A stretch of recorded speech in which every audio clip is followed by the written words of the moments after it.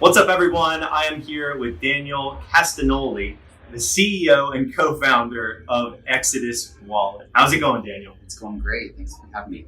For sure. So we were just catching up a little bit about Exodus. As you guys know, I've been a big fan of Exodus and their practices over the last 3 years now. And I got my parents on it. It's a fantastic wallet, and there's some really exciting things coming. So first of all, I kind of wanted to just hear the founding story. So how did Exodus come to be? Great question. You guys probably all know that in the beginning, this was in 2015, my co-founder and I, JP, we always wanted to create, he actually had a wallet called Coinbolt. And I met him and I was like, we need to create something that it looks nice, it looks beautiful. And, we kind of went back and forth a little bit, and he and I started playing around, and eventually Shapeshift, which wasn't Shapeshift at the time, but came out with this ability to swap assets. And this was real early in 2015. And we looked at each other and we were like, we can build a wallet that is kind of around this ability to exchange assets. So that was the genesis and the beginning of Exodus. Didn't even mean to do that. But and so today, Exodus has grown into something that far than I could have ever imagined. But that's the story. We have a lot to thank Shapeshift for doing that, because that really gave us the impetus to say, let's build a wallet on top of this exchange service. That's awesome. And one of the cool things is we're here at Crypto Space in downtown, I guess, San Pedro, which is technically LA.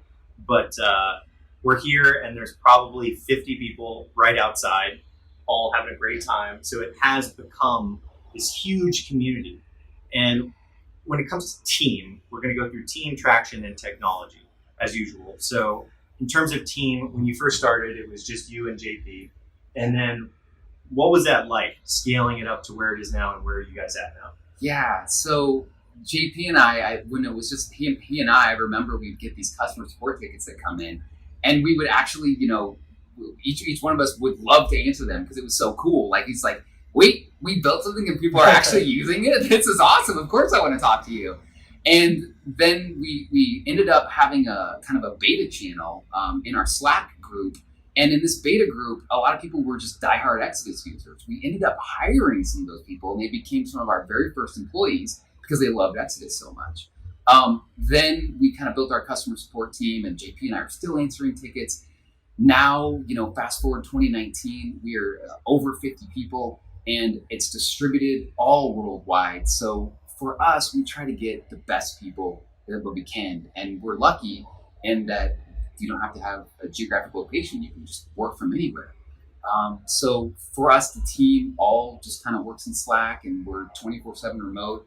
We have a 24/7 customer support team that runs around the clock. I joke with my co-founder that no matter what, I've gotten married, I've had kids, we've done all this crazy stuff, and Exodus is always released every 2 weeks, even when I was married, even when I was in the hospital having babies. And my co-founder and I joke and we say, like, if one of us dies, the other person better release the software, because we do not want to not release after 3-4 years of this. We can't stop that. So from a team perspective, we couldn't be more proud than where we are today. That's great. I love the whole distributed team, and growing 50 people in this space is a big accomplishment. That's fantastic. So in terms of traction, you guys are a leader, I would like to say, but in terms of the actual numbers, what are the numbers as far as what you can share with traction? Yeah, sure. Great question. We're really open about this. Exodus doesn't keep track of a lot of things inside the application. So like, if you asked me today, how much assets does Exodus hold? I can't answer that for you, because we choose to not give that information away because we don't know it. I don't want to know it. I can tell you how many downloads Exodus has. We're over 4 million at this point in time. As far as people that are using the product on a daily basis, we do keep track of exchanges inside the application, because obviously if you're exchanging, you want to make sure you get that exchange fulfilled on the other side of things. And so with that exchange volume, just like probably with anything, with your podcast viewers, with YouTube, when the market rages up, we have a lot more people that use the product. And then when it goes down to, you know, where we were in February and everybody's looking at each other like, is this thing actually going to go anywhere? You know, it was kind of boring sometimes. Yeah. So it goes up and down. But for us, we just continue to focus on the product, build. And I think that our greatest accomplishment for us is that we really didn't do a lot of advertising in the beginning. We focused our energy and effort on the product, and people just luckily just talked to each other and they were like, hey, check this out, it's cool. For us, that was the best kind of way to get more users, and we feel like that was just a good early choice.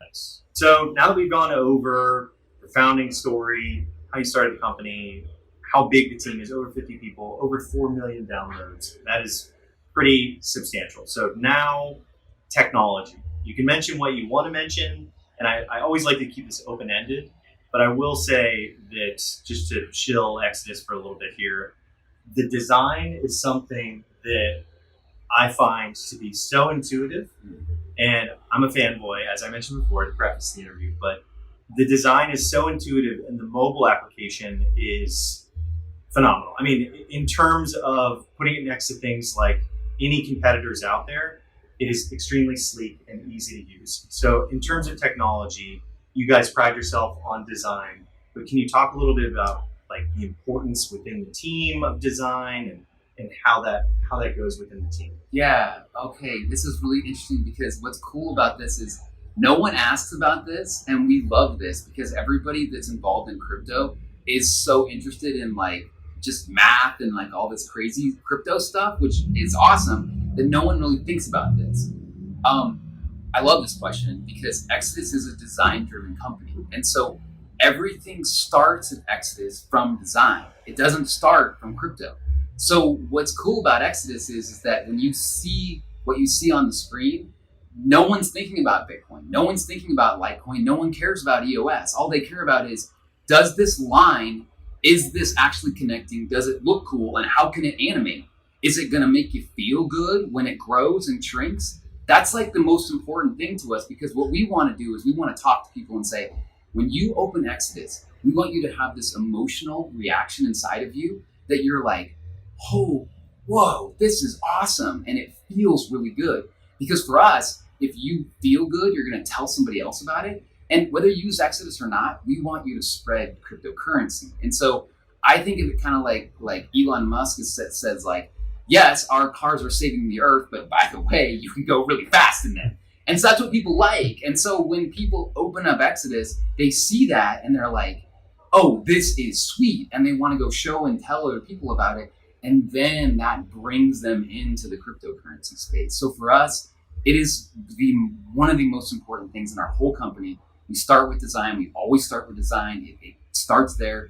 And then we go to the developers and say, hey, can you build this? And a lot of the times they are like, no, you're crazy. There's no way we can do that. And then we work backwards. But it's cool because we have what we want. Like it's shown on the screen. We can show them.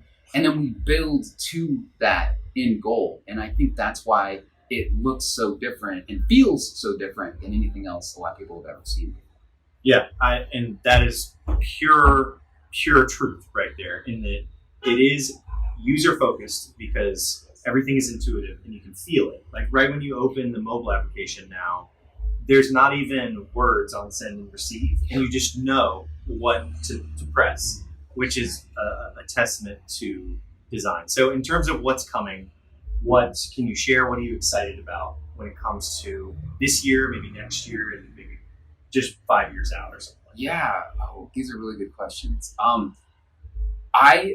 It's cryptocurrency is like getting so cool because like we've seen all these DeFi things and there's all these greats like compound finance and BlockFi, and everyone's like really getting into all these great things you can do with finance.